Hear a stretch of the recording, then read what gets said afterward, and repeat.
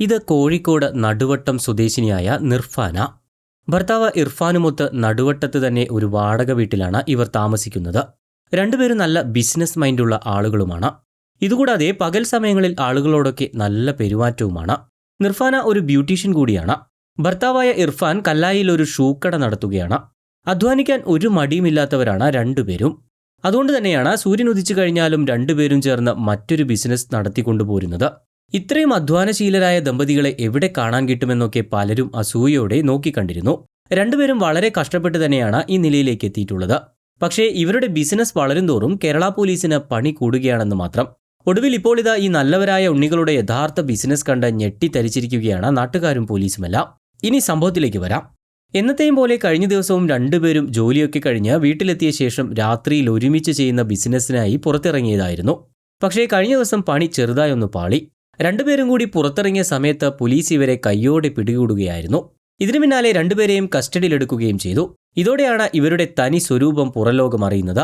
രണ്ടുപേരുടെയും മാന്യതയുടെ മുഖംമൂടിക്ക് പുറകിൽ വലിയൊരു ലഹരി സാമ്രാജ്യം തന്നെ ഇവർ പടുത്തുയർത്തിയിരുന്നു. ഇടപാടുകാർക്കിടയിൽ ഇർഫാൻ അറിയപ്പെട്ടിരുന്നത് ഡോൺ എന്നായിരുന്നു.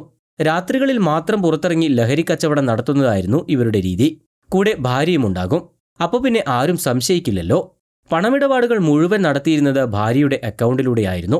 ബ്യൂട്ടീഷ്യനായി രാവിലെ പ്രവർത്തിച്ചു വന്ന നിർഫാനയും ഭർത്താവും നഗരത്തിലെ ലഹരിമരുന്ന് മൊത്ത വ്യാപാരികളിൽ ഉൾപ്പെട്ടവരാണ് എന്നാണ് വിവരം. വ്യാജ ID കാർഡുകളും 10ഓളം മൊബൈൽ നമ്പറുകളും ഉപയോഗിച്ചായിരുന്നു ഇവരുടെ ഇടപാടുകൾ. ഈ രാത്രികാല ഇടപാടുകൾക്കായി ഇവർ 6ലേറെ വാഹനങ്ങളും ഉപയോഗിച്ചിരുന്നു എന്നാണ് പോലീസ് പറയുന്നത്. ഇതായിരുന്നു പോലീസിനെ കുഴക്കിയിരുന്ന കാര്യവും. ഒരേ വാഹനത്തിൽ യാത്ര ചെയ്താൽ പിടിക്കപ്പെടും എന്നുള്ളതുകൊണ്ട് തന്നെയാണ് ഇവർ വാഹനം മാറി മാറി ഉപയോഗിച്ചിരുന്നത്. പ്രതിയുടെ സ്ഥാപനം വഴിയും ലഹരി മരുന്ന് കച്ചവടം നടത്തിയിരുന്നു എന്ന വിവരവും പുറത്തുവരുന്നുണ്ട്. കഴിഞ്ഞ മാസം 200 ഗ്രാം MDMAയുമായി കുമാരി എന്ന അരുൺ പിടിയിലായ കേസിൽ നടത്തിയ ചോദ്യം ചെയ്യലിൽ ലഭിച്ച വിവരത്തിന്റെ അടിസ്ഥാനത്തിലാണ് ഇവരെ ഇപ്പോൾ പിടികൂടിയത്. സിറ്റി ഡാൻസ് ഓഫ് സംഘത്തിന്റെയും മെഡിക്കൽ കോളേജ് പോലീസിന്റെയും നേതൃത്വത്തിലാണ് ഇവരെ പിടികൂടുന്നത്. പ്രധാനമായും യുവാക്കൾക്കും വിദ്യാർത്ഥികൾക്കും ഇടയിലാണ് ഇവർ കച്ചവടം നടത്തിയിരുന്നത്. ദിവസങ്ങളായി ഡാൻസ് ഓഫ് സംഘത്തിന്റെ നിരീക്ഷണത്തിലായിരുന്നു രണ്ടുപേരും.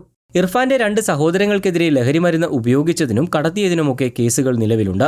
2025 തൊണ്ടയാട് സ്വദേശിയിൽ നിന്നും 25 ഗ്രാം MDMA പിടിച്ച കേസിലാണ് ഇവർ മുൻപ് പിടിയിലായിട്ടുള്ളത്. പണമുണ്ടാക്കാൻ ഏത് കുറുക്കുവഴിയും സ്വീകരിക്കുന്നവർ ഓർക്കുക, എത്ര മറച്ചുവെച്ചാലും നിങ്ങളുടെ ആ മുഖം മൂടി ഒരു ദിവസം അഴിഞ്ഞു വീഴുമെന്ന കാര്യം ഉറപ്പാണ്. അതുപോലെ തന്നെ നമ്മുടെ മക്കളും സുഹൃത്തുക്കളും ഒന്നും ഇത്തരം കെണികളിൽ വീഴുന്നില്ലെന്ന് ഉറപ്പുവരുത്തേണ്ടത് നമ്മളുടെ ഉത്തരവാദിത്തം കൂടിയാണ്.